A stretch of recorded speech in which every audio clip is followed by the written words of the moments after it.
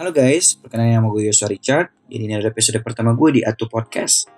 Nah, kemarin gue coba bikin podcast sebelumnya itu GL Podcast. Dan hari ini ada episode pertama di Atu Podcast. Jadi mungkin ada yang masih bertanya-tanya nih, apa perbedaan dari Atu Podcast sama GL Podcast? Nah, Atu Podcast itu kepanjangan adalah All About Podcast. Dan GL Podcast itu kepanjangan adalah Generation Love Podcast. Nah, perbedaan dari kedua ini, Atu Podcast itu materinya lebih ke general atau kontennya lebih ke umum. Dan kalau GL Podcast itu lebih ke rohani. Ya, jadi kontennya agak cukup berbeda.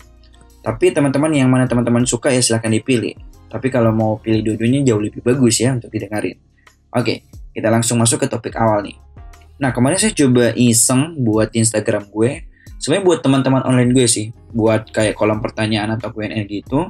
Buat teman-teman untuk bertanya jika ada pertanyaan. Siapa tahu gue bisa jawab atau beri solusi menurut pandangan gue. Nah, akhirnya ada beberapa pertanyaan yang masuk ke Instagram gue nih. Tapi ada satu pertanyaan yang menurut gue unik banget ya. Nah, kenapa gue bisa bilang ini unik banget? Ya karena dia nanyanya seperti gini loh. Menurut kakak percaya nggak sama cinta yang ditentukan oleh bintang zodiak? Nah, ini menurut gue menarik banget sih. Soalnya di zaman sekarang ada yang masih nanya tentang percintaan menurut zodiak. Jadi akhirnya gue coba telusurin, gue coba kepoin. Sebenarnya bintang gue itu apa sih? Ternyata bintang gue itu Taurus guys. Dan menurut Mbak Google, pasangan yang cocok buat Taurus adalah Capricorn. Jadi makanya gue lagi cari cewek Capricorn. Nggak, bercanda guys. Oke, jadi gue coba telusurin tentang ini. Kok bisa ada ya asal mula dari zodiak ini, terus kok bisa sampai zodiak ini bisa menentuin jodoh dan sebagainya. Jadi ada beberapa artikel yang gue baca. Nah, dan gue akan coba share dan rangkumin dari beberapa artikel yang gue baca ini untuk lo bisa tahu asal mulanya itu seperti apa dan supaya kita punya persepsi yang sama nih. Jadi, zodiak itu ada udah sejak dari 2000 sampai 3000 sebelum Masehi nih, yang dimulai dari pemikiran penduduk Yunani kuno.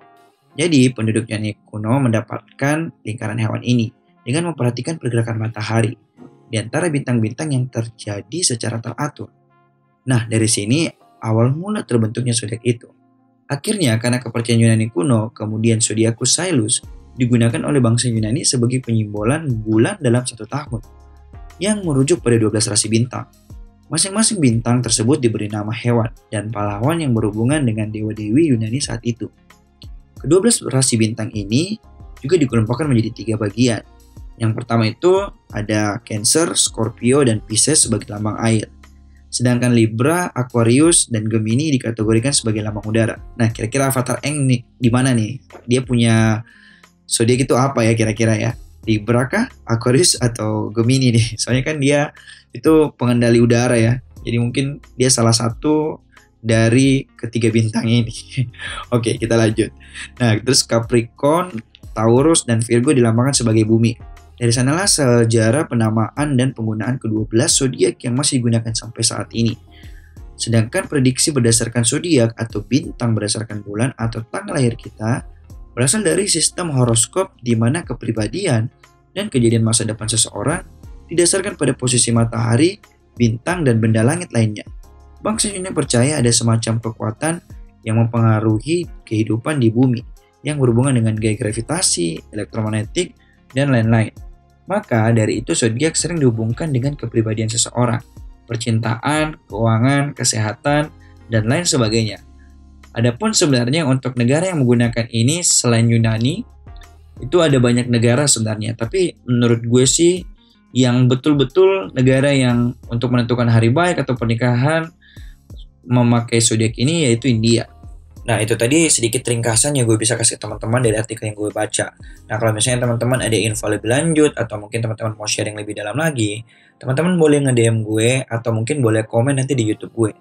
Karena selain Spotify, nanti gue akan nge-share juga ini di YouTube. Jadi teman-teman boleh ngeliat di YouTube, teman-teman boleh dengerin di Spotify, terserah teman-teman.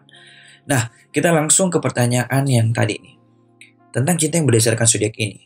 Ya, kalau gue yang ditanya tentang persepsi gue gimana, ya menurut gue terserah sih, pandangan orang kan beda-beda nih.